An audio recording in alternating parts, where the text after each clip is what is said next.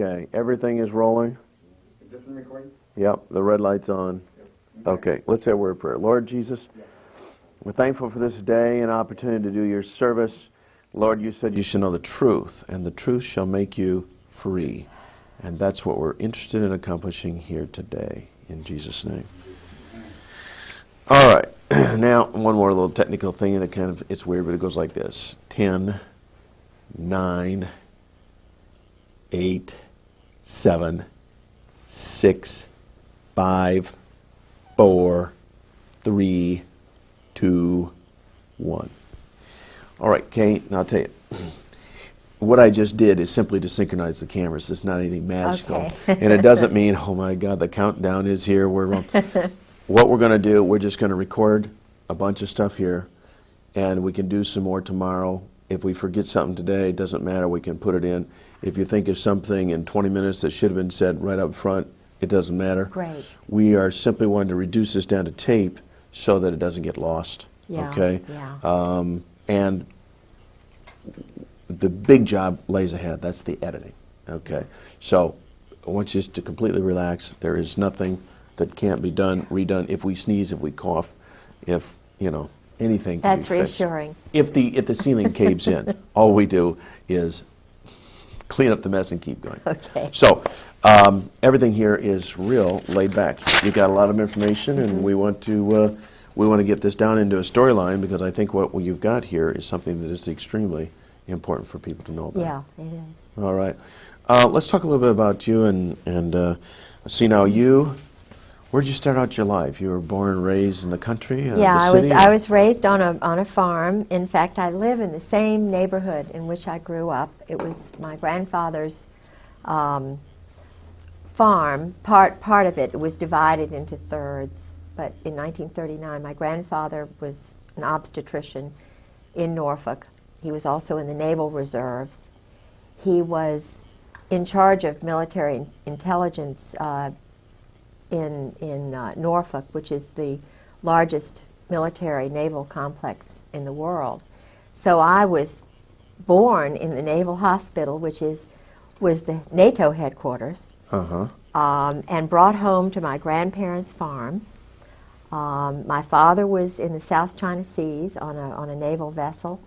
My uncle was in the Navy. So I come from a long line of military civilian folks. They were not full time military individuals. They had jobs, and they would go into the war. They would be in reserves, and as my grandfather was, he stayed in and retired a Navy captain. But I live in a house that was in part of my grandfather's field. And is that right? Yeah. That's very interesting. But I'm being strangled financially by this Army intelligence group, JAG group, that my husband. Now, JAG, is that JAG? JAG, Judge Advocate General. I think American citizens do not realize how many JAGs are in our court system, and they take orders. They are in the chain of command, they're active reserve, and they are in our court system everywhere you look. Not just federal, state and local? Everywhere, yeah. And they're going to meetings once a month, and if there is a case like many of the military intelligence wives like myself, and we have information that would come out in a divorce hearing or whatever, they totally control it. It is Judge John Moore in my case in Virginia Beach is an Army Ranger. He is active reserve. He's a VMI Army colonel. He's a graduate of VMI. In Virginia Beach, in the courts, there are at least 6 judges, and I'm including commissioners in that, because in Virginia we have a system where the commissioners do a lot of the decisions, And all of these in Virginia Beach who take care of military wives are military judges. No, you mentioned the term VMI. What is that? Well, VMI is Virginia Military Institute, and it's where General Marshall, the Marshall Plan, went to school. It's a little West Point. There's a lot of tradition there, but it's based on the Greek sort of Spartan military concept. And my father went to Washington and Lee, which is also in Lexington. And I know that there is some sort of, I won't say cult, but there probably is some sort of club? Secret society. Okay. And so it's very, very tight clique. But what I was trying to say is that the judges are military men, and they're not independent. They take orders. They take orders. There's a chain of command, and in my particular case and the other 11 military wives whom I have met so far, there are many, many more, but they've all been handled the same way. That's not a normal divorce at all.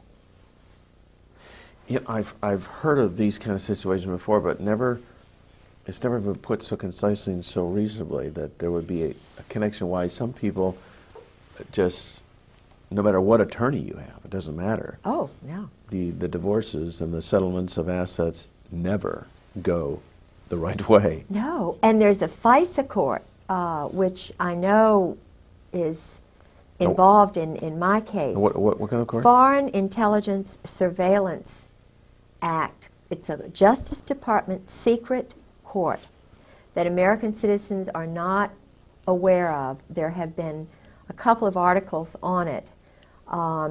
It's a small group of men, and I think there's a woman on it. I believe there's 7 justices. And in reality, the article that I read, which was given to me by Mike Fuller, and I know he would not mind me using his name, he's a government assassin. He was like my husband, a government assassin who did... When you say assassin, you're talking like character assassination or kill people? No, killing people. Okay. He's a mercenary, government mercenary. Okay. He was in Afghanistan and in Rhodesia, South Africa. And I met him and his wife through Sarah McClendon. He's a real wonderful patriot who is speaking out about what the NATO community and the Army and Marine Corps are doing. And Sarah McClendon, she's an old warhorse, isn't she? Sarah saved my life, literally. Really? Yeah. I had been having break-ins starting the night of March the 4th, after I was calling everywhere to see if I could find my husband. He would, disappear at times. And I found my husband's diary, which I have here, which they have been not anxious to have get out. Uh-huh. No, they meaning? General Sheehan, General Krulak, Marine Corps colonels, generals, Al Gray, Cook, and especially General Joy. Joy. General Jim Joy Uh-huh. and General Carl Steiner they're evil men. And they are in this diary meeting with my husband almost every day in Beirut. They trained the men in black who killed those people in Waco. It was General Joy and General Steiner. Steiner's army, dirty tricks, special operations. And this is what my husband does for a living, is train mercenaries, young boys from countries like Romania, Cuba, Dominican Republic, Haiti, all these countries. They're training them to be murderers. And the taxpayers' dollars are paying for this. Okay, now they train them just through the normal channels of the military? These kids join the Army or the Marine Corps, and then they select these kids based on some criteria to train them? They psychologically profile them. The profile, which is similar to my husband's and Lee Harvey Oswald's and McVeigh's and some of the others who were all part of this program. Jeffrey Dahmler was profiled and hidden. You know, what most Americans do not know is that all of these men were Jeffrey Army. Dahmer, he has a military background? Of course. They're all Army. Oh, okay. They were all picked out because they're perverted or twisted. Oh. Yeah. Sexually perverted. Sexually perverted, and therefore, you know. Yeah. Well, now I don't think McVeigh was perverted the way Dahmler was, but certainly the group that my husband is overseeing are twisted. So part of the criteria, they look for people who have got something in their history that gives them a weird bend. Yeah. Like they were molested when they were a child, Yeah. or they come from dysfunctional families, abuse, whatever. Strong mother, weak father, no father, poor. Because these guys are looking for security, so they will stay in the military and do anything for that security. This was my husband's scenario. My husband and Oswald are just two peas in a pod. Huh. Exactly the same personality, the same type, in the same elite group, I might add, which was doing work with communists and Russians, with Czechoslovakians and with Romanians. I met assassins, I met drug lords, Fahim Kordobawi, whose family were the drug lords in the Bekaa Valley. I mean, he knows the elite of the elite of the elite, and that's why I was warned twice not to talk. And you were warned... I was told that I would be killed. I was told that Your husband warned you about this, or? Oh, my husband warned me early on in it, but he knew that he loved me in the beginning. I'm sure he really did. But he's a robot, my husband, except when he's drinking. And I think that's why he drank, because the first 3 years of marriage, he was telling me everything. And I come from a very strong Protestant Southern culture, which, you know, when you're talking about shooting people like ducks, the only thing I can relate it to is my brothers going duck hunting, and that's what George would tell me it was like. Killing is just, you know, it's nothing. There's no emotion involved. You just get rid of somebody. And he said he was an existentialist and that these murders were necessary, and, you know, very matter of fact. And I'd sort of go, yep, and we'd be eating dinner, and I was trying to get him to know Christ, you know, to sort of understand a little bit about my background and America's background. But his group they are not Christians. They're what he calls existentialist, and they study German Clausewitz and Nietzsche, Sartre, Camus, Montesquieu. And his thesis at Princeton, which was written for him by a very good friend of his named Todeve, who was a French count, and his thesis was on this. And it was, supposedly it was in French, but my French is better than his. So he could not have written that by himself. I know that. I know it was written for him. But in the intelligence world, and in the communist world, in the world that my husband was in, one had to know French because all of the terrorist trainers and the guys who were funding all the guerrillas and everything were in Paris and New Orleans. They would go back and forth. Still, the 4th Marines is out of New Orleans. And that's been going on a long time, ever since Disraeli, even before, I think. But they had hit squads and, you know, undercover groups in New Orleans. And George would go to New Orleans, all the Marines. I mean, this is where they train, do terrorist training, Lake Pontchartrain and places like that. Okay, and then this would be during the 1980s? Yeah, 1980s. Okay. From I think New Orleans has been a school for a place where debauchery and murder and cults and flourished. Yeah. Well, there's a New Orleans connection with the JF Kennedy assassination. Well, you see, Oswald, my husband and Oswald were in the same club. General Jim Joy is in that club. General Louis Buell, who is my husband's benefactor, or whatever you want to call it, is in that club. There is in fact, I've got the name of, there are Russians in that club. Yeah, feel free to grab any reference materials. Yeah, what I want to tell you about General Al Gray, my husband was the chief of staff for General Al Gray, who was the commandant of the Marine Corps.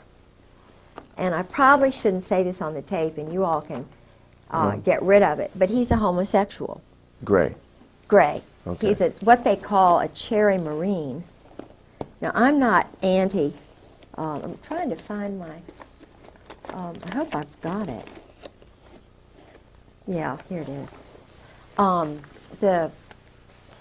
This Vietnam term, cherry Marine, Cherry is that Marine. that's a common phrase in the military? See, the thing is, they're guys and they're girls, and I just came from such a real prudish culture. Yeah. You know. That's fine. You came from a normal culture. And I'm not judging them, but the Vietnam War, I know a lot about that, about the MACSOG program and the Phoenix program, because George was involved with a very important part of that. Not important, really, but he and Al Gray and Louis Buell and Michael O'Boyle and Ollie Whipple were. Do you remember the Manguez and the Pueblo? Was it the the seizure of that little ship? Yes. Yeah. This was. It's run by the mob. Then it was a mob military partnership, joint. It was a joint operation in Korea and in Vietnam. The highest levels of the Marine Corps and the Army in those special operations levels, the individuals are actually in the mob.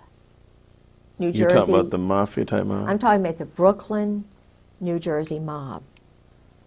My husband, Al Gray, Sheehan, they're all Brooklyn. Cap Weinberger. Heinz Kissinger, there's the Boston mob, which was shipping weapons back and forth to Northern Ireland. And I don't want to get too deeply involved in that, but it goes, Israel, some of the Zionists who came over from Germany, according to my husband, were, he works with those people.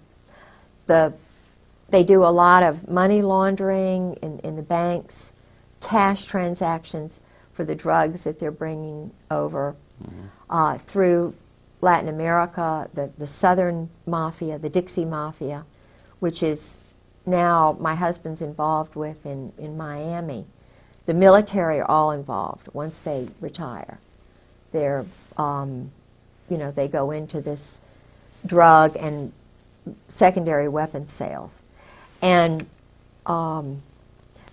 before I forget, I want to find the name of this Russian who worked with Al Gray, who was my husband's boss, and trying to see where I wrote it. I may have to look and find that another. It's no trouble at all. How are we doing over there, guys? Sound good? How much time is rolled on the clock? On your clock? You can speak. So 20 minutes. 20? Okay, good. I can't find it right now. I'll find it. Right. The Vietnam was really important because a lot of experiments were done on boys who went over there. Mm-hmm. I had, since my husband disappeared and since they have been psychologically trying to destroy me, financially trying to destroy me, because I'm telling the truth. His first wife, I know, was murdered. Okay. She was, according to a psychiatrist whose name I probably won't give because he's an honorable man. I was given permission before I went public with Sarah McClendon at the press club anonymously, but they knew who I was on the 3rd of July, 1996, was when I came out with a small group of people. But before that time, they were trying to handle me, to try and get me to be quiet. They tried threatening me and so forth. And I'm trying to remember where I was, what I was going to, the point I was going to make. I can't remember now what I was going to. It was something important. Oh, yeah, General Jim Joy. Yeah. I called General Jim Joy on the phone. I was trying to find where my husband was because I didn't know whether I'd have any money to, food to eat or what. He just walked away, and I knew that the Marine Corps knew where he was. But I was being handled psychologically. On the 4th of March, my home was broken into.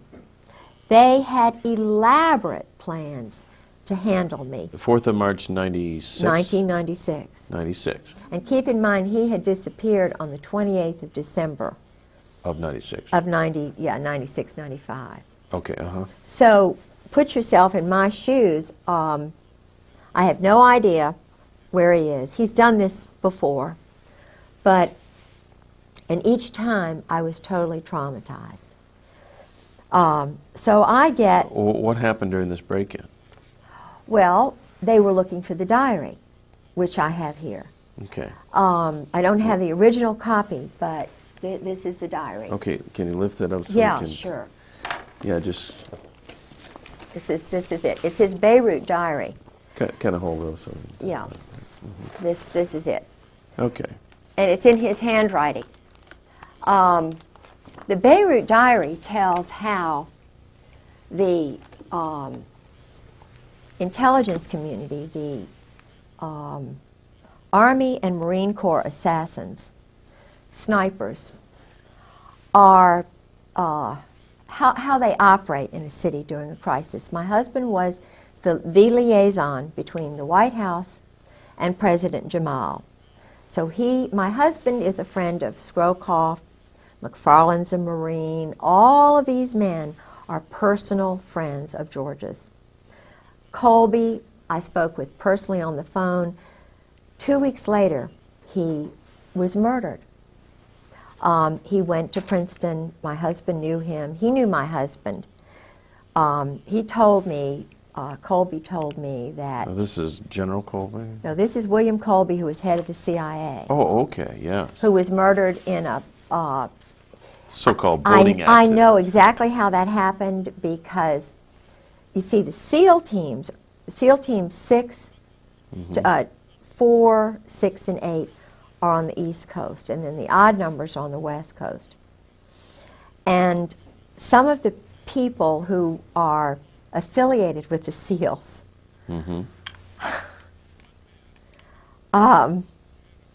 I shouldn't say that. I'm not going to say it. But well, it wouldn't be hard for a SEAL to come from underwater and tip the boat over and make sure the man's dead, that sort of thing? the Israelis train with the SEALs. They do a lot of wet ops, murders, over here because of some sort of arrangement. The young boys, I met 3 young assassins on a bus, going up back and forth to Sarah as I went on the bus because they were sabotaging my car so often. So I sat next to 2 young assassins, one from Romania, one from Haiti. And I let them know that I understand, you know, how it is. And this little boy cried. I won't mention which one it was because it may get back to him. But he told me it was the same scenario. His mother, he lives on $850 a month. Now these are mercenaries working. The taxpayers are paying mercenaries. The taxpayers are paying young men who are not citizens of the United States to kill innocent people, women and children. They get on a flight from Norfolk and Oceana. They fly to Stuttgart, and I was told this is what they do. Then they go by a special helicopter to countries like Turkey, like the part of Iraq, to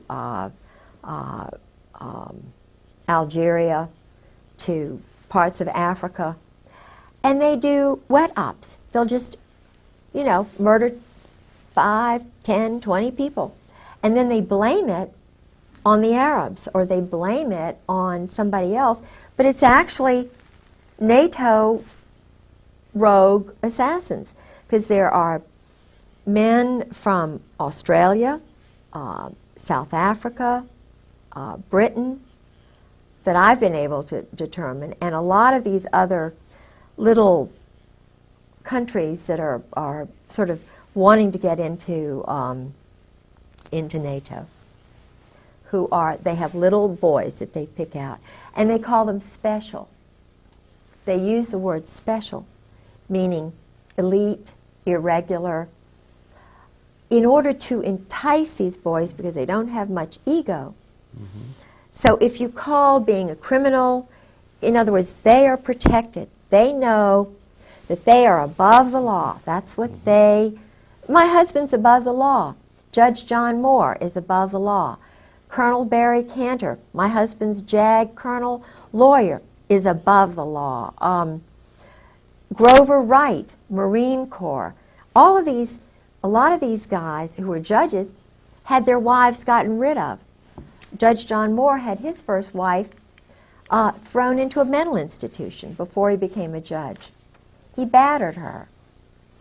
And I spoke with a man who has a Purple Heart, 2 people who knew Hannah very well. And Hannah Moore was deeply in love with her husband. He got back from Vietnam. He was an Army Ranger. He battered her. He physically and psychologically abused her. And she started screaming, you know, doing because I was battered and bruised. A lot of wives are by these Vietnam vets. But if they're a colonel or if they're a rising star, the wife has got to be crazy because they've got too much invested in these men. And it's a very small cult. I mean, I have heard the things that they do when they're colonels. It's some of the same things that they do in Cap and Gown, which is the Princeton version of Skull and Bones. My husband went to Princeton after he went to the Hun School for 4 years. Okay, now we should probably clarify a little bit about, you mentioned Skull and Bones, and many of the people wouldn't be familiar with that, and the cap and gown. So what are these clubs that these young inductees are pulled into? Secret societies? Secret societies. And again, is this to make them feel super special? Yes. And also put a control on them Yes. so that you never tell these secrets? Yes. Oh. That's it. You have got it. You know, I've heard a lot of child molesters. I mean, people who are not connected with the military, just plain old child molesters, will molest a child and then tell them, now if you ever tell, you know, they'll take a cat and strangle it and kill it or something. This is what I'm going to do to your mother. This is what I'll do to you. Yes. Bad things will happen if you ever tell. That's right. And children grow up believing that I must never ever tell. And they don't, generally. That's right. Unless someone comes along to help them see the light and come out of it. Yes. And you see, my husband is frightened to death. I believe that his brother was murdered to keep him in, because he had gone through 4 years of this mind control. And the man who did it, you can see this on the video, his name was Charles Caddock, and another man named Alexander Robinson. Okay, Charles Caddock. Caddock. And the other one? Alexander Robinson. Alexander Robinson was a Marine, very well-connected Presbyterian family, whose family member was the influential one who brought over the Saudis. The original Saudi head of Saudi Arabia was George told me all this about Mohammed Faisal, Khalid Faisal, and Saud Faisal, and there were something like 32 brothers of the then in the mid-50s, the ordained, you know, whoever was head of Saudi Arabia. It was actually the United States who chose that person, because the United States, through Charles Caddock and that group, murdered the good one, the one whom everybody liked, who was well educated, and who was normal. In, I believe it was 1952, 1953, 1954, in Paris, the universal Saudi, the well-educated Saudi, was poisoned. And what would his name be? Charles Caddock.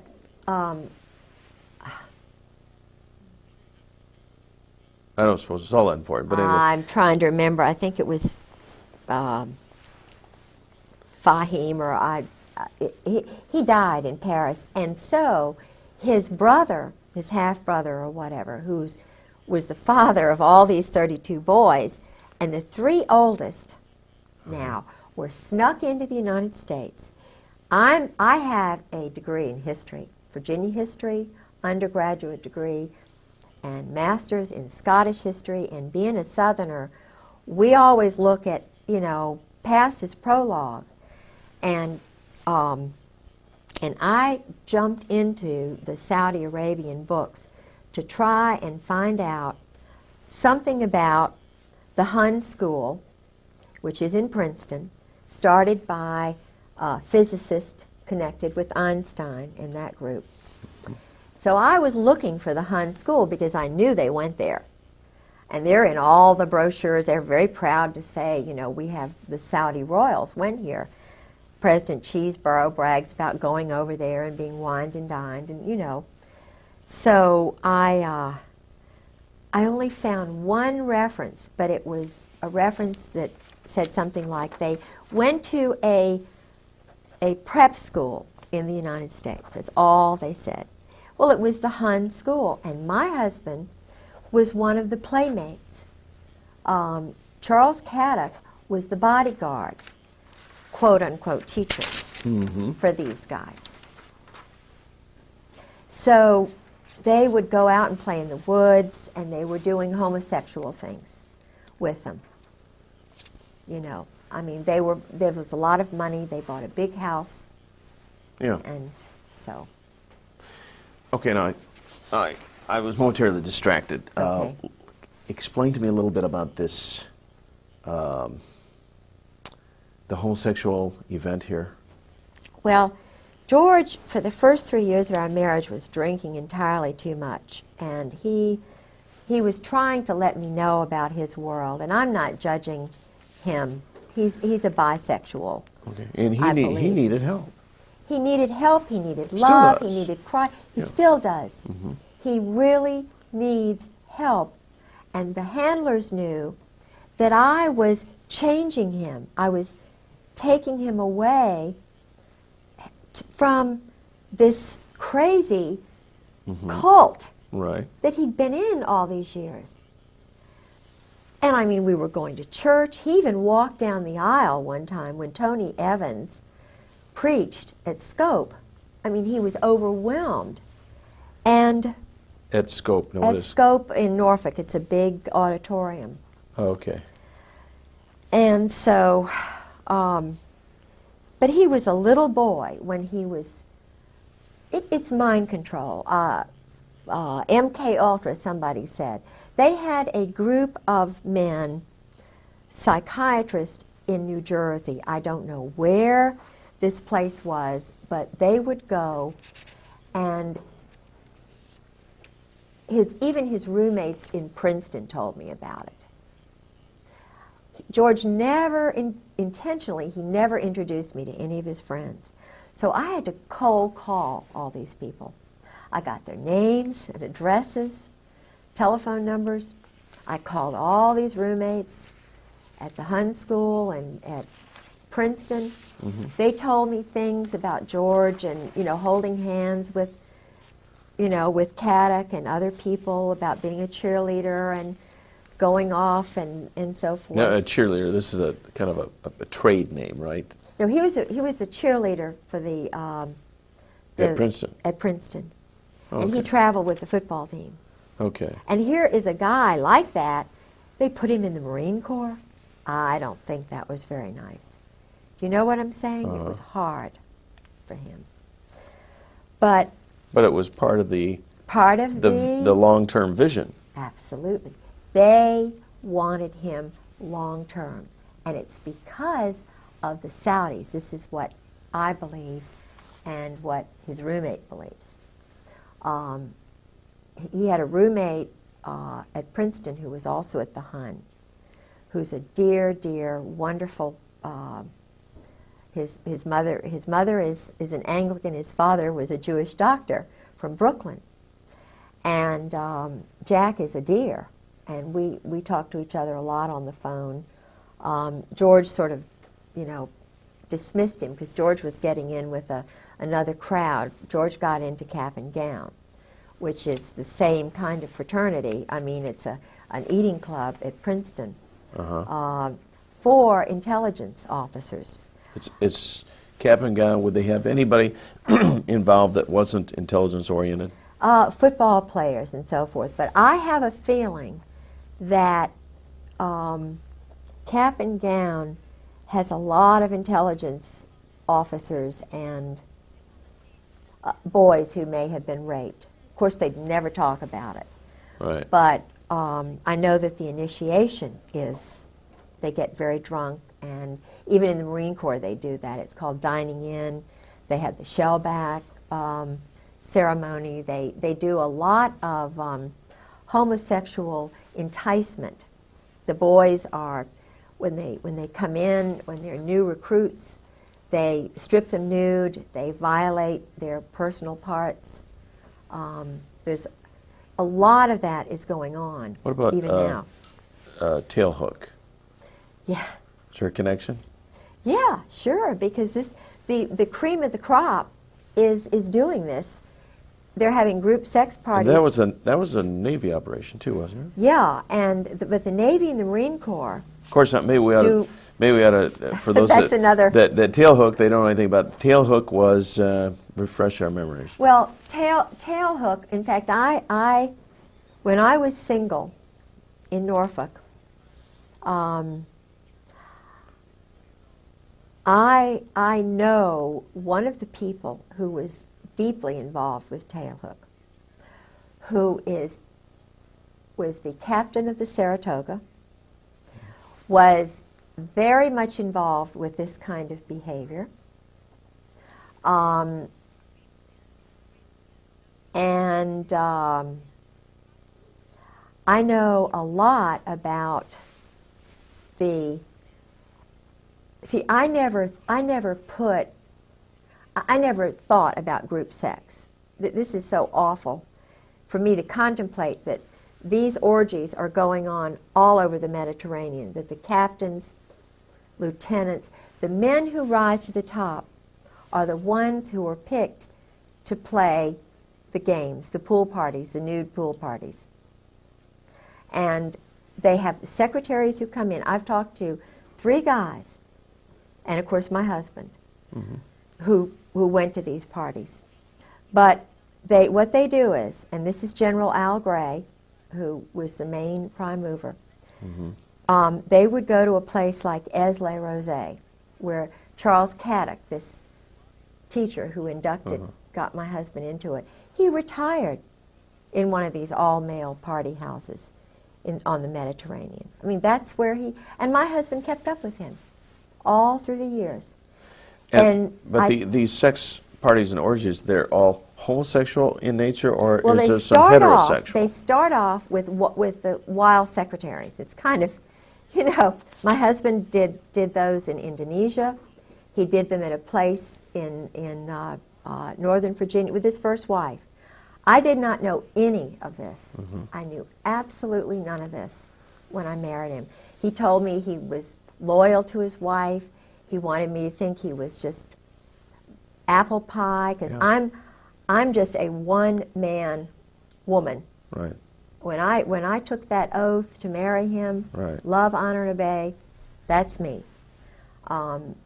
But he, when he was married to his first wife, was just an addict. He was a sexual addict, an alcoholic addict. He loves, you know, terror, and his whole little soul was just being sucked away from him desperately. And he needs Christ. He needed me day in and day out. He did not need to be. What he's doing now is running more of these operations. You know, as you describe this, I can't help but think of Bill Clinton. Well, of course he was. He was one of those profile boys. But the difference between Bill Clinton, and I'm not saying Bill Clinton's better, but Bill Clinton did not he didn't know anything about the assassinations.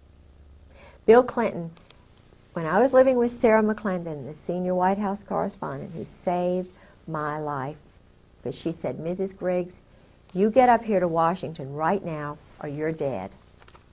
You're going to be dead. And I still feel as though I probably will be. I'll certainly be financially ruined. They are still doing psychological operations in my home, sabotaging my car, messing with my telephone, my radio. You cannot believe what I've been through in the last 2 years. It is horrible. And it's being done to other women and other wives and other men who don't go along with the program. They are murdering Marines. They're murdering sailors. Of course, one of the best ways for you to stay alive is to do what you're doing. Really? Reduce this, absolutely. Reduce this to video, get this scattered all over the country. They won't touch you, because if you're dead, that validates everything you're saying, see. So, well, they poison people. Publicity is the best thing you can do. Yeah, one of the things that was happening to me after, I must tell you about General Joy. I found his name all through the diary.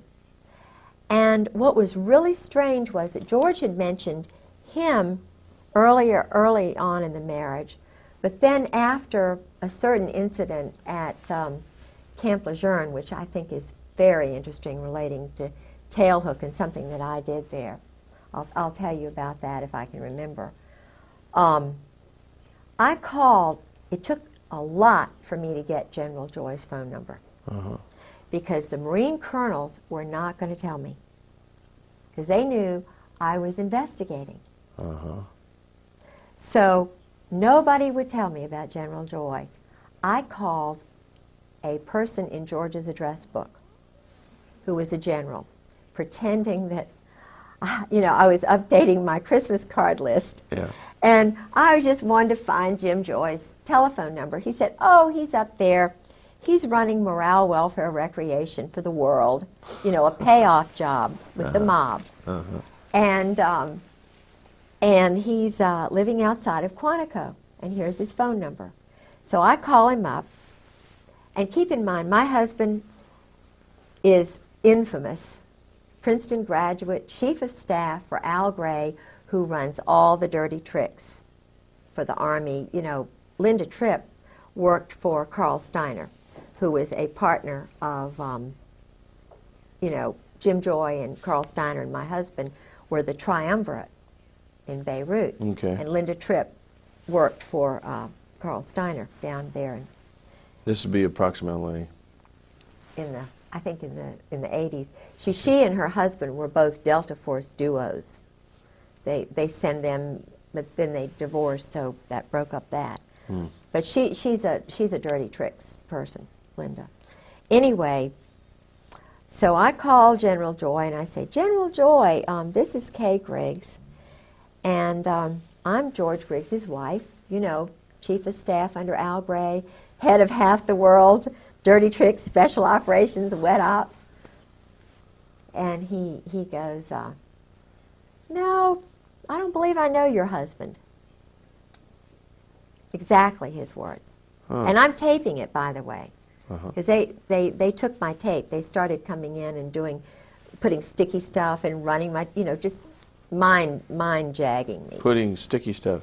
On the tapes, and they would put the tapes on different, they would go to a lot of trouble. They would take things that I said on one tape and put it on another, and they were having fun with me psychologically. But I taped this conversation with General Joy, and I said, well, that's really strange, General Joy, that you don't know my husband, because I'm sitting here on my bed, and I'm looking at my husband's diary that he kept the whole time he was in Beirut. And you're in there almost on every page, you're in there a lot. And you're going over to Cyprus and Rome, and you're, getting money for weapons, and, and then they're going to Tel Aviv, and they're doing this and that. And I said, you mean you don't know my husband, George Griggs? And you're a Marine, and he's a colonel? He went, oh, that George Griggs. Because he knew I had the diary. I see. Then he said, oh, Miss Griggs, let me call you back. Let me call you back. So he had to confer with General Sheehan, General Joy, General Gaiman, General Hartzog, and his little cabal, particularly General Gray and General Krulak. So he called me back, and he was just like a little puppy dog. He said, oh, Miss Griggs, I'm going to be in Norfolk on the, the night of the 5th, 6th, and 7th. I'll be at a morale, welfare, recreation meeting at the Marriott Hotel, and I would like to meet with you when I get there. I'll be getting in around 5 o'clock, and I could we could go to dinner, or you could come and have breakfast the next morning. We could eat, blah, blah, blah. Or 11 o'clock, now I have to speak at this luncheon engagement. You're welcome to come to that. Or we can meet at, he went through every hour of the whole time. He could not have been more insistent about meeting me if he'd been my father, my birthday or something. And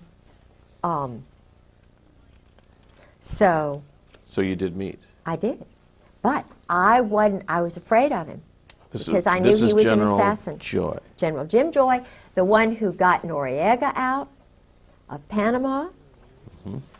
He and Sheehan, the one who was behind the whole operation in Panama. This is a powerful guy. He and Carl Steiner. Mutt and Jeff. Waco, they trained all the guys in Waco who went and did what they did to David Koresh. They're the ones behind all the black helicopters and Sheehan. They're the ones, you know, doing all the stuff down there at Kathy McDaniel's down at, you know, in Fort Polk, Fort Hood. That's something new on me. Kathy McDonald, Daniel? Kathy McDaniel's had a little talk show. She's a wife of the daughter of the mayor down there at Fort Polk. Okay. The little town outside of Fort Polk. And there were a lot of unusual things happening. And because she was talking about it, excuse me, they took her radio show off the air. And they tried to, it's a long story, but anyway, so General Joy, I got in contact with the NCIS. That's Fort Polk in Louisiana. Yeah. Uh-huh. Yeah. But I met with the NCIS guy and a Marine that I just met cold call because I was kind of worried about what would happen to me, you know, meeting him. So may I go to the ladies' room? Certainly. Matter of fact, Steve suggested that we break. I've had to sort of go to the late. That's why I've been sort of antsy. Steve suggests we break at 5 after, and I think it was a good idea. Let's break and we'll pick up right where we're. Right.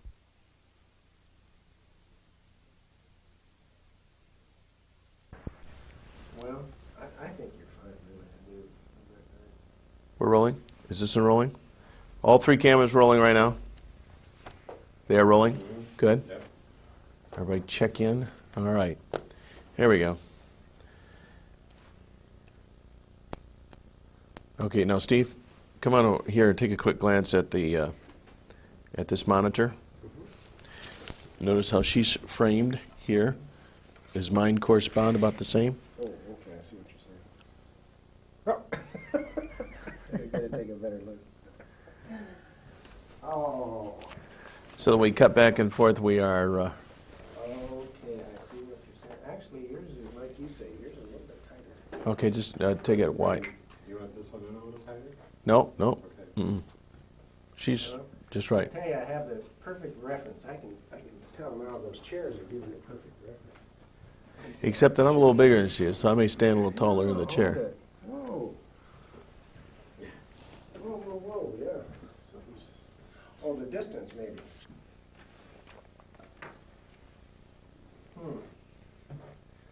Now let's just,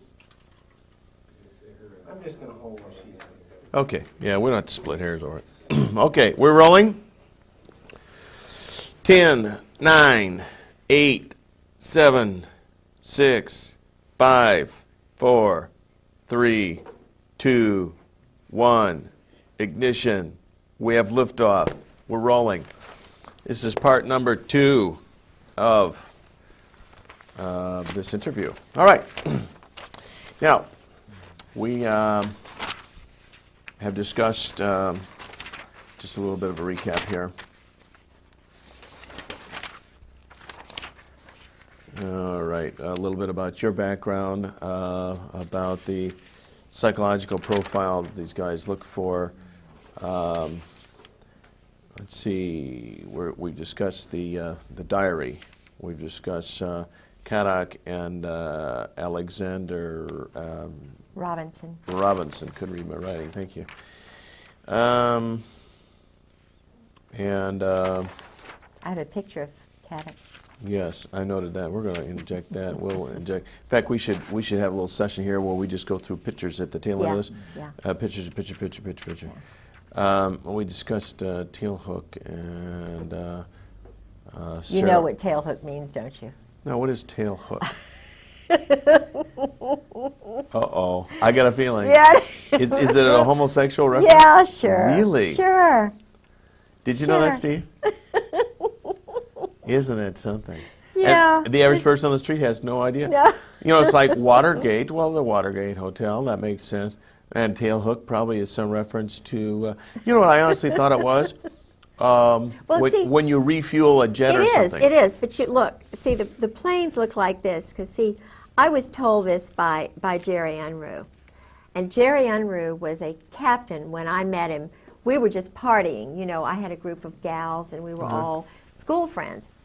And everybody hung around this place called Poppy's in Virginia Beach. It was the place in the mid-'80s when I was at the Virginia Center for World Trade.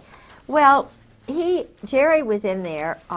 He's an intelligence operative with Scrowcroft, Crow, you know, this whole McFarlane, Ed Wilson, who's a really good friend of my husband's, who's a really bad guy. Anyway, they're all some of them are doing this Rush River Lodge thing, you know, which Angleton was doing, where Woodward would go to these big orgy parties. And George went to a few of those. But this, you see, is the plane, and it kind of looks like that.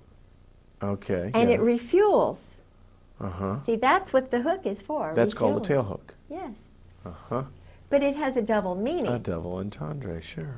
Because and I went to the preceding show 2 weeks ago, and they had the tail hook booth, and I have some stuff, I don't think I have it with me, but tail hook souvenirs, because they are really trying to promote that, you know, the charitable function of that organization. Yes, of course. Now, the fact that that cover got blown on those tail hook things, that Paula was a Coggin. major snafu, right? She had to try very hard to get that out. That was at Camp Lejeune? No, I think it was in Las Vegas. Okay. But, oh, my thing went on in Camp Lejeune before tail hook, and this is why I got flagged. Oh. Because I stopped all the go-go dancers in the officers' clubs, and they got very mad with me. Ooh.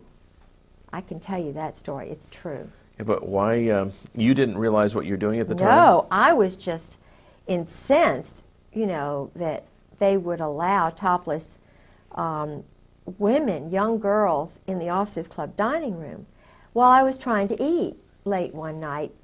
And George says, well, you know, you just have to get used to it. If you think this is anything, you ought to see what goes on in Okinawa.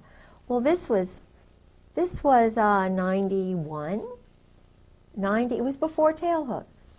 And the Lord is always with me. Sometimes I don't know where he is, but this particular night, it was about 9 o'clock, and I was starving. And I was really mad because his reaction wasn't, I'm sorry, this is offensive. Do you want to go in town to eat or something? He didn't do that. He attacked me. It was a chance to educate me the way they were educated. I see. Get used to it, bitch. You know, Yeah. Excuse my French. That's right. But that's really what he was trying to do. Well, they were all young married officers. Now, I worked at the chamber, and this is taxpayer money. This looks bad. They had, you know, wedding bands on. And one of the guys, two of the guys goes out with one of the girls. So I'm going, after having said, don't you see anything wrong with this picture? And getting no background. I thought, oh, boy, I've got a camera in my pocketbook. I am going to see Marty and Oogie, my old roommate from St. Mary's, little Episcopal Junior College in Raleigh, North Carolina. And I said, whoa, little Lucille Ball comes out. And I just kind of grabbed that little camera with the flash, and I get me 3 little flashes of scattering people. So Just light. because the camera's going off? Yes. So that said to me, it proved to him, God, truth is light, light is truth. You know, hey, this isn't. I mean, God proved it. I didn't do it. I didn't argue. I just took pictures. They scattered. Then what happened? What happened to the pictures? Well, he tried to grab my camera. He? My husband. Right. But there were still some men in there, you see, and 2 of the girls. And they were looking at me like, you are, the girls were probably thinking, oh, you know, but the guys, they saw older colonel, chief of staff here, wife. It was bad from the perspective of me being a wife, witnessing this, being ordered to shut up. So I took the camera when he wanted to grab it from me, and I went like this. I mean, it was real battle time, major. My brother was a championship wrestler. you know, and I don't know anything about holes, but I knew this was self-preservation time. And I just said, well, I'm going to the ladies' room, huh? Yeah. So I went to the ladies' room, and I hid the darn thing. And he wanted to know where it was. We had a major battle. But the end thing that happened was I wrote a nice letter, found out the name of the manager of the club, because I knew protocol. I knew you can't go and just really mess everybody up. And I sent a letter saying, is this normal to have it, to the club manager? But I sent copies of the pictures and the letter to the wife of the general commander of the base and the wife of the commandant. Oh, man. You wanted to get in trouble. With the pictures. Uh-huh. No, I mean, Oh, you thought you were gonna... helping the wives. Yeah. The wives, at this point, no doubt, are privy to all this stuff, right? Yeah. See, I thought in the real world, this is what you do. Somebody... But what happened was I went home, and the wives were meeting there, and I told them what I had done, and Carol and Milla said, oh, no, you didn't do that, did you? George won't get promoted.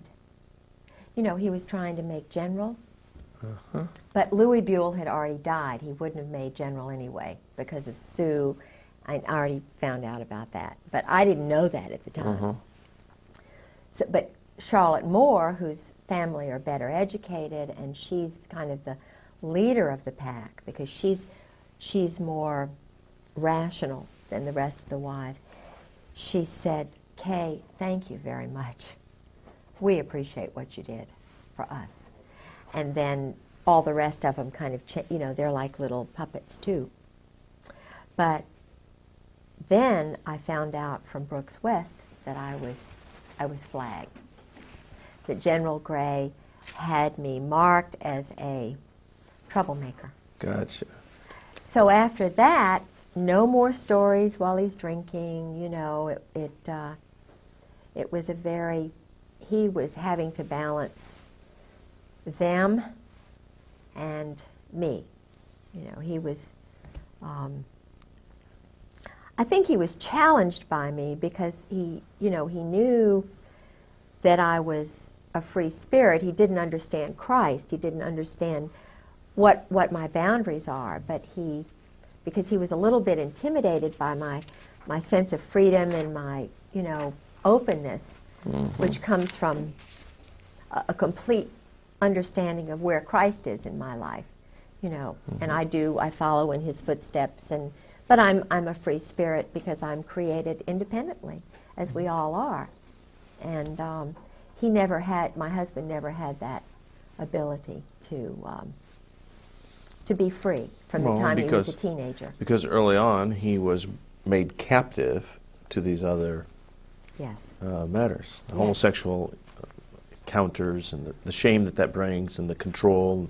So he was a bent twig early on. Yeah, and he had the Saudis were beginning to pile into Russell House at the Hun School in Princeton, which is the school that my husband was in for 4 years on scholarship.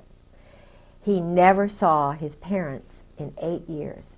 Now think about this. His parents were shipped to California, I believe strategically so that they could control his mind. Okay. He was too poor to fly out there. I think he did go one time when he was ROTC on a flight that took him forever and a day to get out there.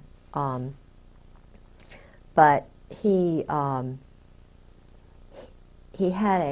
an uncle later on who bought a house in Princeton when he was in college. So he had a little bit of nurturing. And this uncle became his father. Okay. And this uncle's 2 sons and the next door neighbor became his wife. He knew he had to marry because of what he had gone through, and it was, I think, so shameful and so hard on him that he married right at graduation day, practically, from Princeton. University, where he had 4 years in ROTC. And he was in the Cap and Gown Club, which, as I mentioned before, is an intelligence sort of football kind of scholarship club. But what's interesting is my uncle, who was in intelligence, Ben Delaney, went through exactly the same hoops. I was thinking, you know, when I met my husband, this is, and it probably was God in many ways, but I thought, isn't it amazing that Uncle Ben, who was the football quarterback star for Princeton, the 1 year they won the whole national thing, he was, he went to the Hun school. His father and mother were both killed or something happened to them. And I think they were a fairly well-to-do, prominent family. He was handsome, wonderful, just a neat man. So he went on scholarship to the Hun. And then, and he went in, it was crew and all these other things. He was in Cap and Gown. He was, he played on the football team. He wasn't a cheerleader. My husband was a cheerleader. But they were in exactly the same pattern. ROTC scholarship. They left ROTC. They were dependent on the government, on the intelligence community, you know, selling weapons to whatever country. I know the country, but in other words, they were doing work for the joint under the table all these years. Okay, and directly under whose instructions to sell these weapons? Do you know that? Yeah. Okay, and who would that be? Well, it's the Israeli Zionist group in New York. Mossad? No. Well, what would they yeah, call but themselves? everybody thinks Mossad, like they think CIA is just a bogus sort of thing. It's really Army intelligence that does just about everything. They run a lot of the psychological profiling, which is done at Quantico with the FBI. It's all a very small group. Harvard professors connected with, you know, the Tavistock and Dar es Salaam, and there's a sexual perversion group in Vienna and one in Colorado. I think that little girl was part of that experiment, you know, who was John murdered. Benet Ramsey? Yeah, yeah, because I had some... Well, you know, that raises an interesting point, because here's a high-profile murder that goes nowhere. No investigation, nobody's pinned. It just goes on and on and on. The parents are involved in that program. But somebody higher High up level. is protecting them. Absolutely. And the same thing that you're describing about the military. Sure. If you're in the clique, you can get away with murder. Yeah, absolutely. Absolutely. Murder, literally murder. And I had a group of visitors. I used to be set up by the State Department, my husband, who had power in the State Department through both Caspar Weinberger and, well, his whole crowd. I mean, Caspar Weinberger, George Bush, Colby, Casey. My husband was in that clique. He was in the Princeton Marine Corps clique. Rob, Warner, you know. You're talking about Senator Rob. Yeah, and they're all Warner. Marines. Pat Robertson, all 4th Marines. I mean, they're all involved in this. They know, they're running everything. Now, you mentioned Pat Robertson. You're talking about the 700 Club, Pat Robertson. Yeah, Okay. there's a power thing there. And it's all male, it's all white, and they know the murders are going on. They're surgical, they're strategic, they're political. But what I was going to tell you is I was used because I was the most gullible in high school. And I'm very, very spiritual, and I love people. So, and I was driven to meet all these people from all over the world for some reason. So they would feed me people because they knew I would react. It's kind of like Monica and Bill. I think they put Monica in there to have something on Bill. That's my own feeling. Sarah McClendon feels the same way because And Linda Tripp was there to guide the situation. absolutely, of course, Linda Tripp was Delta Force. Linda Tripp was trained by Carl Steiner, who's in the diary with my husband. Carl Steiner is called a snake, and he tried to trip up Schwarzkopf. I mean, he was trying to take the whole Iraqi thing over because they had been baiting, you know, using the Israeli rogues in Turkey. They were having little zigzag wars. It's all to sell weapons. It's all about weapon sales. It's all about drugs. It's all about funny money. Making money. Of course. And the head Krulak, who is the Commandant of the Marine Corps, his father, Victor Krulak, worked with this Russian, Czechoslovakian double agent who was worked with Al Gray, who was enlisted at that time, rose right up to the top because they were involved with Butcher and this whole crowd that was trying to pick fights. And they were not, they were Army and Navy together, joint. And George kept saying, George calls them the members of the firm. He calls them the members of the firm. I've heard the brotherhood. They're very close. And it's a small group, and it's very hierarchical. I had Caspar Weinberger's bodyguard farm me when I was at Sarah McClendon's. Now, farm you. Yeah, that's means a term that they use. Where they cultivate? They well, not cultivate, but just want to find out kind of. They're doing profiling on me. Women are hard to profile because we're very easy. We're very easy if you understand women. And I think they need more women in human intelligence because we'd solve a lot of these problems like overpopulation or whatever it is very quickly. Because we're the ones who teach the men how to talk, how to communicate. We think on 20 levels at once. You know, we're very spiritual, we're very practical, all at the same time. And they make mistakes by pegging women as crazy when really they're very anxious to solve problems. They're just very frustrated to see a lot of wacko things going on that don't need to be going on, but the guys don't see it. So with my husband and so forth, I was used. They profiled me. They knew I loved international people because I'd already demonstrated that. And there was a group of sexual psychiatrists from Vienna who came over. I have pictures of them. I was their escort. George was already gone, and I was intrigued that they were still sending me people. Okay, now you referred to them as sexual psychologists? Yeah, there's a whole range of psychiatrists who study perversion, sexual perversion.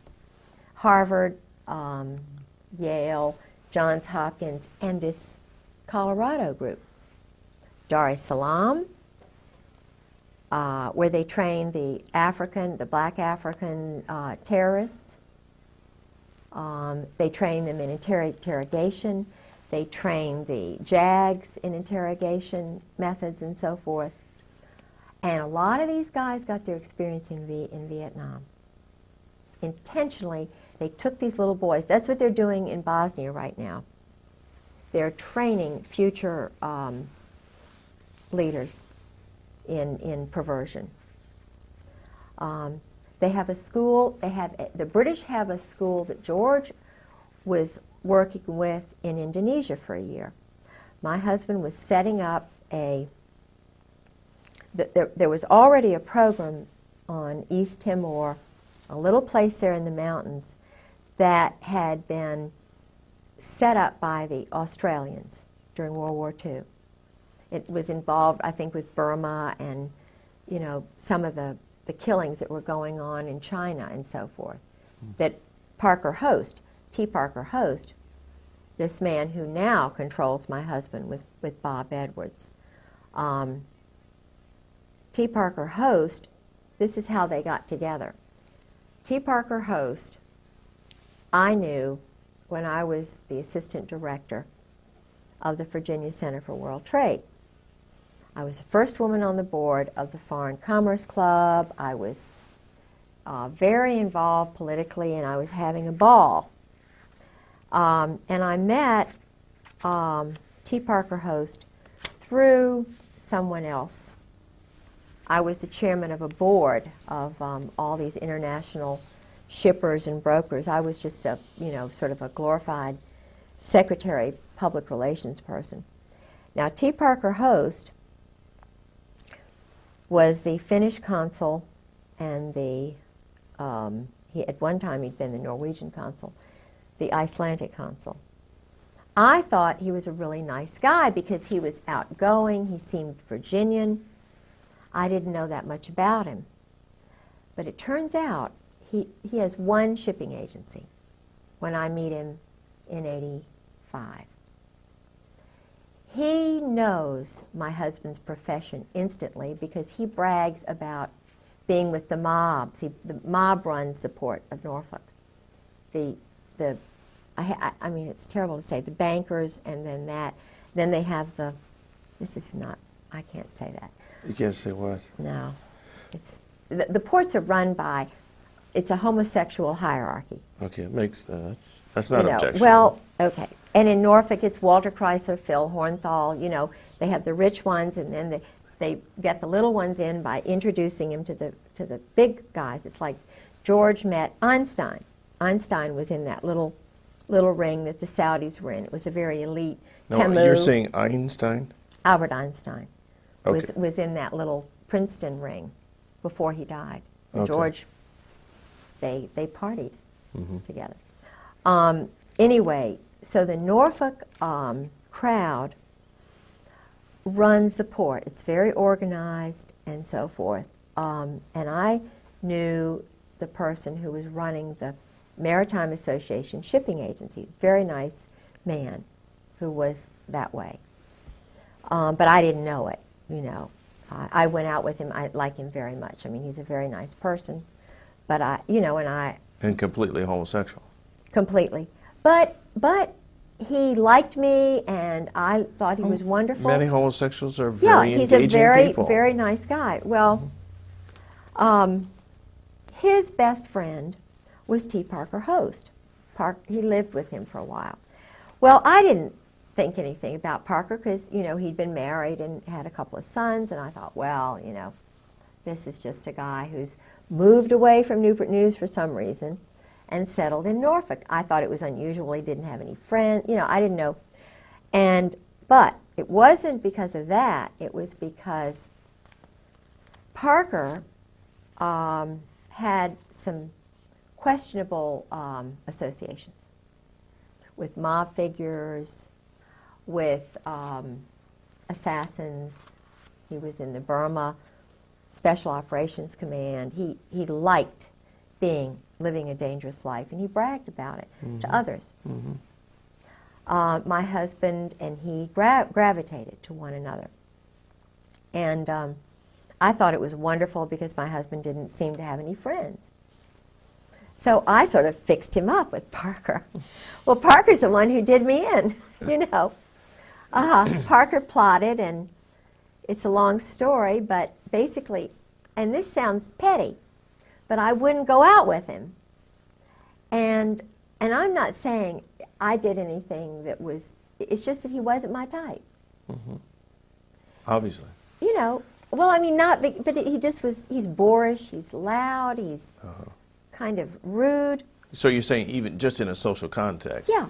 So what happened was, because my husband is so close to Bush and McFarland and Scrowcroft and all these guys, Parker starts getting in with my husband's friends and cultivating them. And he goes from having one shipping agency to dotted all over the place. He goes from being a Democrat in petty little Virginia politics and being the Icelandic Finnish consul to having big shipping deals going through Iceland and Finland. and Norway. And my husband's setting up deals in Moss, Norway, which I was the president of the Sister City Association. I was being used while they were setting up, you know, shipment places, transshipment places. I mean, I was witnessing all of this, and it all came back to me, just boom, like that. But Parker, it was so interesting. We had a hearing. I had a hearing with my husband. That very day, George Bush was in town. My husband was in town. My home was broken into while I was in court. Very strategically, I was called by a Marine colonel named Jack, who is very involved with the maritime shipping business, and he knew that I know a lot about that. He called me and invited me as a guest of his to attend the George Bush huge banquet with John Warner while my house was being robbed. My car was sabotaged that day. And guess who introduced George Bush? T. Parker Host. Now, he made it to the big time. You know, Alexander Haig is another one. You can help yourself to any coffee or Thank anything you. out there. Yeah, he's a friend. Alexander Haig, he rose from nothing to top dog just overnight. That's because he's in the club. Oh, of course he's in the club. Now, how he's in the club, you see. Now, all these guys. Henry Kissinger, Heinz Kissinger. Oh, I have a story. Oh, we all suspect Henry's a queer. Oh, but yeah, I have a first-hand story from Bob, who was there in Cambodia with Heinz. Okay, you call him Heinz. Henry. Yeah, okay. Heinz. His real name is Heinz Kissinger. Okay. We'll straighten up. We got a light that fell down, boys. Did you notice that? We got to be alert to notice all these little things. And that's very hot, by the way. Haig was an army. Just a second. Let's get this straight here, because Right. that is a hot light, and you'll burn your fingers if you don't touch it. By the way, as long as we're kind of in an unofficial break here, did you have to read my note while I was writing it? See just part of it. When I was writing it? Or only when I held it up? When you held it up over here, Okay. I made an adjustment. Well, I was starting to write. I wrote, widen her a bit. And then I looked up. Well, lo and behold, he's done it. So I thought, well, maybe he could read this over my shoulder. That's cool. And then No, and he did. Oh, you saw it and interpreted. I've seen you. you could read it from here. Oh, that's cute. This is, y'all are wonderful. What a team. And What then a team you are. you could. Thank you. Yeah. Yeah. Okay. Actually, all you got to do, if you write it, just tip up a little bit, Okay. Because the thing of it, when she's illustrating something and using her hands, well then seize on that and open it up so that we don't lose the lower part of her hands. You know, not far enough down to where, you know, strategically we get out of focus, but just that's cool. All right, we're back, and this is good. Let's go back to. See, we want to talk about Henry Kissinger, but also I introduced the idea about George Bush. 3, 2, 1. Now, so George Bush, I mean, all these people rise up through the ranks, the same club. Right. No wonder, you know, I saw a little TV clip one time where a reporter was asking George Bush and others about the Order of the Skull and Bones. All these guys were shocked that somebody even mentioned the term, and they just would not discuss it at all. Right. And the reporter said, I understand that as part of the oath you don't discuss it. And George just flat out said, it's just not to be discussed. And that was the end of the subject. Now, that's because, I mean, if this really got out, that these guys are all inducted because they've got some kind of homosexual Right. thing on them. Indoctrination. I mean, or induction. They Yeah. have to do that. Yeah. They do that. Yeah. In Even a if, coffin. And it's even now coming into the military totally. The chiefs do that. They put them in the coffin. They do the bowling ball trick. okay, you're going to explain this. What happens when you get in the coffin? Why do you get in a coffin? Oh, they get, when you get your eagles, that's a German thing. Okay. You know, it's what the German high command did, and most of them, you know, had the boyfriends and stuff, the Krupps and all of that. It is a German thing that they say goes back to Greece, and it's all the male Marine-looking men that they do it with. See? So now the chiefs have to do that. What they do is they get, George said it's like a zoo. They get everybody really drunk. And they sometimes call it dining in. Shellback is another time that they do it. Not everybody does it, but the ones who do it, if they're young, they get right up to the top. It's a... Okay, well, what actually do they do? They've got a coffin, they get anal inside this... sex. Oh, that. They put them in the coffin and they do things. Okay, they perform things on each other. Yeah, while they're all around there going drunk. I see. So there's a guy in the coffin. Yeah, and he's the one who is the recipient of all the acts. Right, right. Yeah. Probably safe to conclude these are oral sex acts on this guy or something like that. Okay. Yeah, oral and anal, whatever. Yeah. But what's the significance of the coffin? I don't know. It's the mystique about the skull and bones what's and death. What's interesting is now the young SEALs, Delta Force, the ones who go from Army to BUDS, the BUDS training SEALs, BUDS is the emerging SEAL group. Oh, I see. They're budding SEALs. Budding SEALs. I see. And they have to break into houses. Their training exercise is to break into civilians' houses. For practice. For practice. They broke into my house. When George and I were first married, I had many underwear. You know, this is terrible to say, but lingerie. I had lots of, I didn't buy much, but it all disappeared. And then when the psyching was beginning, I had white blouses, but they would all have black dots on them. I'd say, George, here's another blouse with a black dot. It was just a little message? This was somebody's message, Or I would, after George left, it was batteries in a drawer.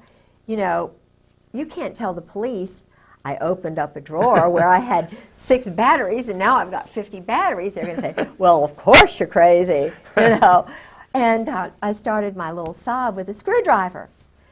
And, I was always looking around for screwdrivers. Well, one day I come home and there are about 12 screwdrivers on the table, neatly placed.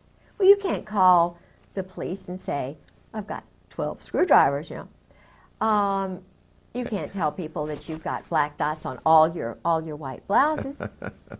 Your shoes are disappearing. And then, this is really, I called the police the first break-in, which was the night of March the 4th, the night before I went to see General Joy at the Marriott. Yeah. Well, I had already called the police when I was battered because I was just bruises. I made O.J.'s wife look like Marilyn Monroe. I mean, you talk about. And I was doing this because I thought it would help him, have 45s put to my head, and he's laughing. He'd strangle me and put his finger on my jugular vein, and he'd just say, now don't you dare move, Or I'd be lying in bed, and he'd do a jap where he'd just push me off the bed. You can't believe what horror I went through to try and get this man to understand what Christ's love is about. People say, oh, well, you should have left. Well, I took my marriage vows seriously. I knew he was injured psychologically by the war, by whatever he was made to do.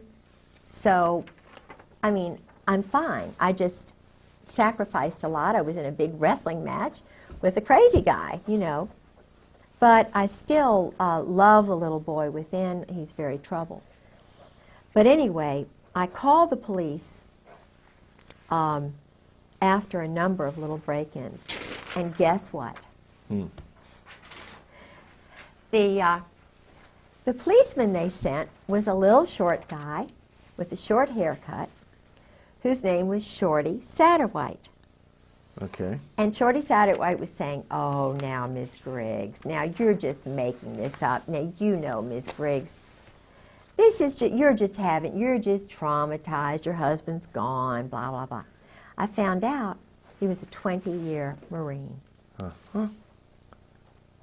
Okay. And not only that, but there's another part of his life. But that's okay. I mean, he's a nice guy. But he was a Marine. And he takes orders. Of course he does. He's still reserve. So I think, okay, I'll call the FBI. You know, I'll let them know what's going on. I heard about the FISA court and that they, you know, because I'm talking about William Colby, maybe they think I'm a threat because I know all these international people. So I'm just going to call them and tell them what's going on. So I called Torrance, who's the head of the FBI, and he's too busy, you know, too busy. So he sends this guy, Dan McNally, out. And Dan McNally is a very nice guy, and he has this girl interview me, and I type out something about Georgia's history and what I know. Guess who else is a 20-year Marine? Dan McNally. And it just so happens that Dan McNally's best friend, and he's not married either, but that's all right, his best friend, who is from North Carolina and never married, is a best friend of Fred Hentz, who's the one who took me to this place, Mahi Maz, where I had the 2 death threats, who was graduated from college in flat 59. He was intelligence. His father was a German high, part of the Kaiser's elite group. He was NATO colonel, which I thought was pretty neat, and that's why they knew the profile. Kay likes NATO people because she's going to learn a little bit about another culture, you know. And I'm not saying that because his family were high command, but he was also an existentialist. And okay, and again, for our viewers that may not know the term existentialist, you mean? An existentialist, according to my husband, which he is one, Fred Hentz, all of these people are existentialists. They believe in doing whatever it takes. It doesn't matter what the law says. They will do anything necessary to get what they want politically, and economically, and whatever. In other words, killing a leader, killing 5 people, killing 20 people, according to George, is a lot better than war. This is the way they rationalize it. You didn't used to kill women and children in war when the British Army, when they were pure kind of, you didn't go out and kill. I think Dresden, they did do some of that, but that was Walt Whitman Rostow and his crowd. And he's a very dangerous man, because Walt Whitman Rostow is a communist. Okay, and in what capacity is he? Oh, he was one of the wise men in Kennedy's administration. I think he was probably responsible for the movement that got Kennedy murdered. I believe it was an Israeli group which did it with some of these rogues. Okay, now when you mentioned wise men, is this an insider term? Wise men, yeah. Kennedy's wise men were guys like, the Harvard crowd. And he was trying to bring them in to change things around a lot. Walt Whitman Rostow was the one who got us into the Vietnam War because he wanted to sell the weapons and stuff. He and Victor Krulak, who is the present commandant's father, Krulak was his lackey. Walt Whitman Rostow's lackey. Walt Whitman Rostow went with Taylor, General Taylor, and wrote the report that got us into the Vietnam War. And all the time that the Pentagon was saying, no, no, no, no, he was a cheerleader for the weapons sales. He and Henry Kissinger, Heinz. He and Henry. Walt Whitman Rostow, Eugene Debs Rostow, these were communists, named for communists. Eugene Debs Rostow, and it's either his son or his other brother, runs the big Boston mob, the port there. His name is Nicholas Rostow, with the Weld, with William Weld. They've done all that drug business in Mexico for years. They had that Russian, the one who was murdered by the assassin, Ramon. He was a competitor, Stalin's competitor, and he escaped. Very famous. Tolstoy. Okay. Mm-hmm. Tolstoy became a Christian at the end, and you can't become a Christian. That's a death warrant. So they killed Tolstoy because he was becoming too, I think, now I don't know the whole story. There's probably a lot more to it, and maybe I see completely the wrong picture there. But Tolstoy was murdered by this same Parisian, Spanish, Czechoslovakian, Georgian, Russian group, Okay. which are all part of the former Abwehr. All right. We've got to stop. Tolstoy is not the correct name. I know who you're talking about, but I can't think of it. Tolstoy is a writer. A what? He's a writer. He's a Russian writer. But the guy you're thinking of was murdered in Mexico. Yeah. It's not Tolstoy. Okay. What was his name? Nice little Jewish boy. Good. Mm-hmm. It's a good point to bring this up because if we can correct that name, and don't go that wide. When I'm talking about going wide, I'm not talking about going anywhere near that wide because we got all this junk over here we don't want in the picture. Are you sure it That wasn't is Tolstoy? I think plenty it for- was. He's a writer. That's just plenty for. I know he's a writer. Sorry about that. This It's I okay. know. This It's guy okay. was You're learning. the right-hand man of Lenin, and he defected and went to Mexico. Right. He went to Mexico and murdered him. I think it was Tolstoy. It could be two Tolstoys. No, Tolstoys. Tolstoy is a very famous author. You're not thinking of Trotsky. Oh, yes, you're right. A. Oh, got it. Let's correct that. Oh, thank you. Bravo. We're getting close. Bravo. You were doing Close. so well, and I thought we can't use this because it's the wrong name, and it's going to discredit Good, the whole story. good. And I'm You're sorry good, Okay. about that. Good. All right. Trotsky. Well, let's back up. Okay. We have 5 minutes to go. Okay. We can easily do that. That is on this tape. I'll tell you what, We have more time than this, but on this tape. Next tape, and in the next 5 minutes, tell us what Max Sug means, because you mentioned it earlier, Okay. but I still don't know what it means. But let's get Trotsky in this piece right now while we're thinking about this. Okay. So let's pick this up with. You were saying about. We were talking about the wise men. We were talking about the Rostos and William Weld in Mexico and the involvement of the Mexican government. And it's not Tolstoy, it's Trotsky. Okay, hold on a second. Won't even necessarily mention that because that will be completely clipped and edited. So just go ahead and tell the whole story, but use the name Trotsky.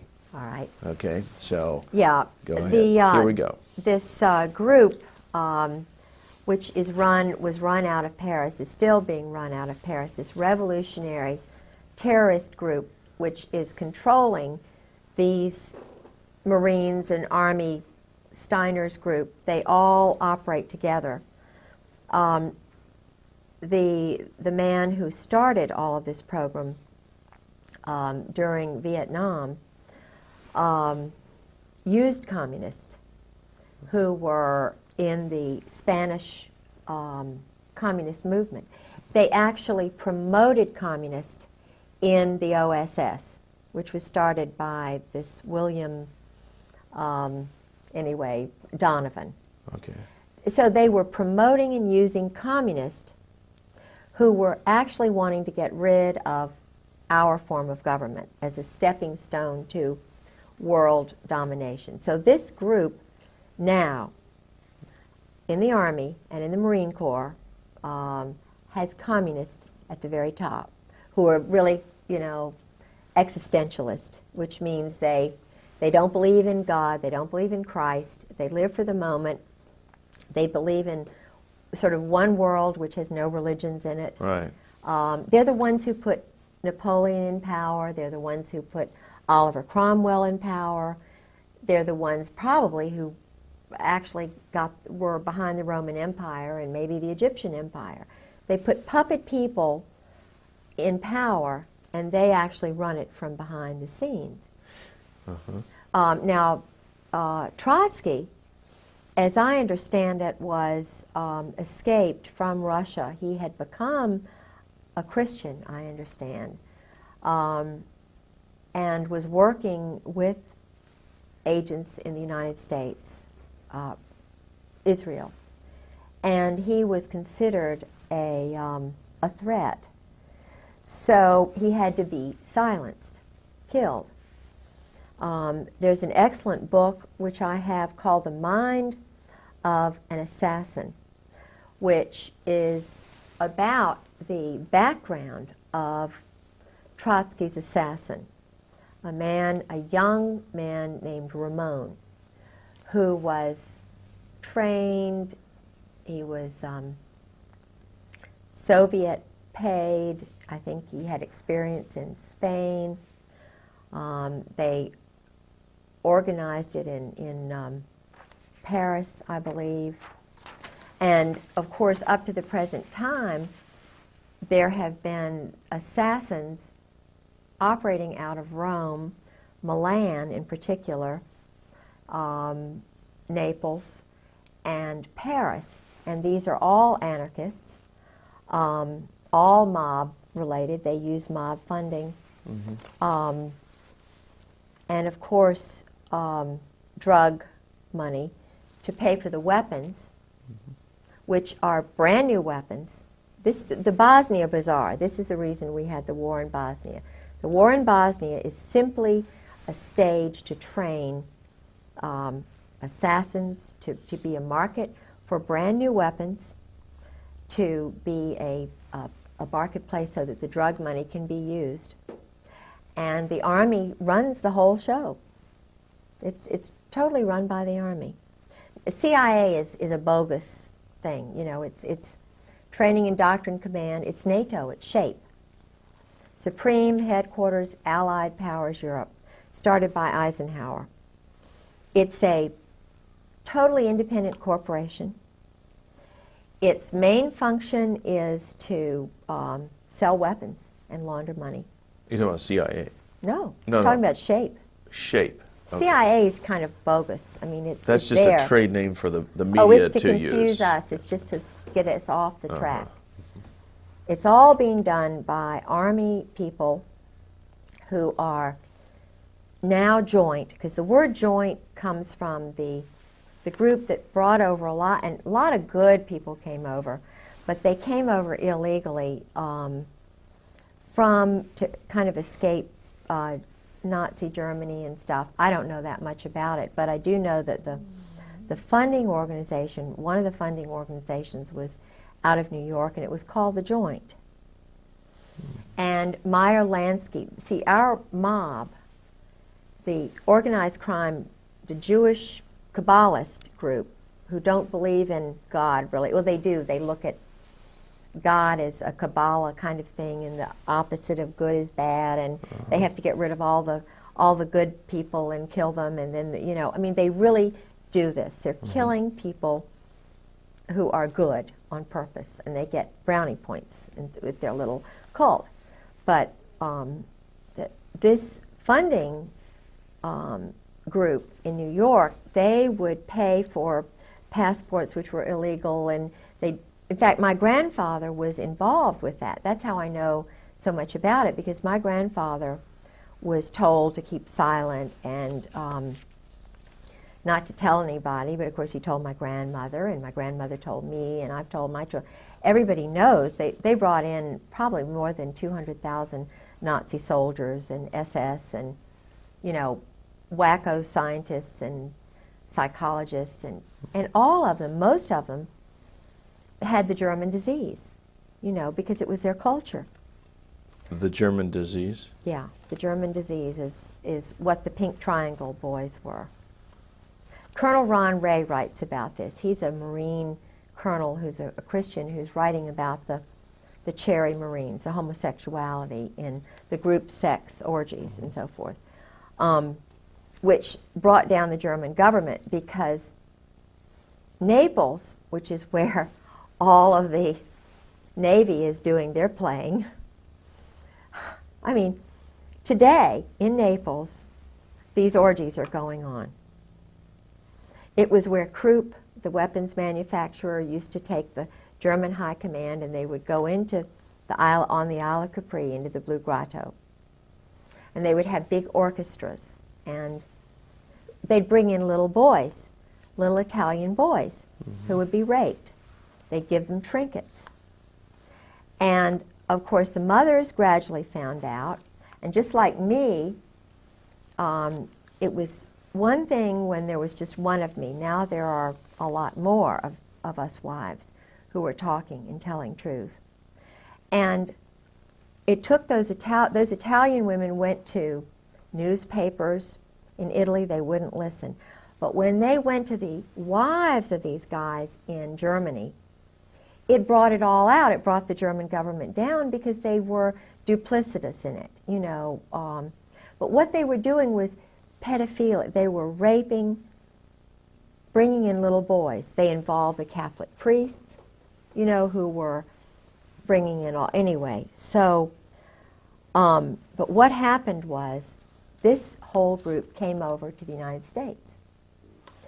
And they, it's an old culture, but it is the reason there are a lot of things going on with children these days. Mm-hmm. And it explains why it's all being covered up, because if you've got police officers who are playing these games and they're going in the woods like to, what is this place where, I mean, even Eisenhower played these games. Even Mike Kemp out in, it's called the Hermitage. The Hermitage. In California, where they all run, they get drunk and they run around nude in the woods and stuff. Bohemian Grove kind of That's thing. it, Bohemian Grove. Okay. Bohemian. Rather than Hermitage, it's the Bohemian Grove. Bohemian Grove, that's the name of it. Uh-huh. My brain's tired. That's okay. And the one in, there was a big one in Washington called Rush River Lodge, where they used to all go, and there are lots of places now.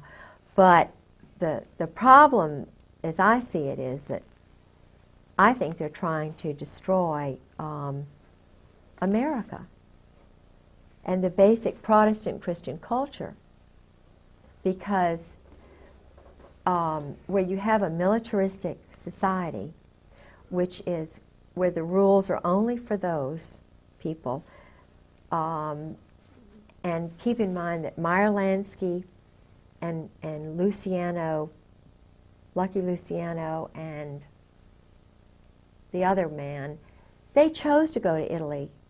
Luciano went to Milan. He wasn't banished to Naples and Milan. The two top mob families went there because of the weapons industry. They're selling weapons. I mean, that's what the military is doing. It's totally controlled by the mob. Look at this. Weinberger was General Douglas MacArthur's. He spied on MacArthur in Korea. Who was MacArthur's nemesis? Albatross. It was none other than little old intelligence. I'm going to tell every move you make. Weinberger. Young, but he did it. He brought down MacArthur. Every move MacArthur was going to make, he broadcast it through the chaplain, his little intelligence network. And he got brownie points with the group because he brought down the big lion. When you get rid of a big lion like that, you get a big job. You've done good work. And they needed to get rid of MacArthur because he didn't want to keep the wars going. He wanted it over, and you know, it's like General Trafficking, who took over after the Vietnam War was over, and he was on C-SPAN in August of '96 with former Ambassador Whitehead and a few of the other the State Department Vietnam people. And General Trafficking, he was he had been holding this in for years. He was on C-SPAN. This man let it all out. He said, I took over at the end of the Vietnam War. I was in control, right? Big general charge. So I say, cut off the shipment of weapons. So I tell the Pentagon, cut off the shipment of weapons. He said, I got a phone call from Henry Kissinger saying the weapons are going to continue at the wartime rate. Sure. Now, that's when all this stuff with China started. It started before then, because already the communist agents, the New York, Brooklyn, New Jersey mob, were already training Mao. Mao was trained in Paris. So was, you know, the one in Cambodia. What's his name? I can't think of his name. The one who was Pol Pot. Yeah. They were homosexually, bless their little hearts, by priests. They were wonderful little boys sent there, you know, turned, which is the word, you know, when they believe their mothers, and then all of a sudden the world's horrible, and then they have these wonderful friends who are going to make them leaders. Yeah. They're turned psychologically, and it's a pattern. And so this is why it's so important to know what they are doing to innocent little boys in the Army and the Marine Corps today. Why? Why are they having them go together in groups and strip nude when they're brand new inductees? Uh-huh. Why do they do certain things in public, in front of the group? And Well, they why? even do that during the pre-induction physical? Yes. I mean, And they also had the doctor. that's why I didn't want to go in the Army. I knew there was something. Yeah. But they also turn around the other way after doing that. The other way, and they're upside down. And they do this anally. Now, why do they do that in public? Why are the urinals all out in public, you know, without separate stalls? Yeah. If they're not promoting this. And then why is it that the ones who are this way rise up faster than the ones who don't? Because there's someone there noticing Yeah, sure. those Sure. who are Vulnerable. vulnerable. I was going to say rising, but that wouldn't be quite They're appropriate. called rising stars. Rising stars. Rising, that's the word the State Department uses for those who are controlled. And when I was volunteering with the State Department as an escort in Virginia, I had this group called, I thought it up myself, VIVA, Virginia International Visitors Association. And I tried so hard to get to be a part of the State Department family. But you know, I'm a Christian, see, I'm a Protestant Christian, and they don't want Christians in there. My goodness. You know, I would have guests, and I would let them know I was a Christian and that I love them, and Virginia's a wonderful place. And Yeah. But I couldn't be a part of that. No. They sent me people, but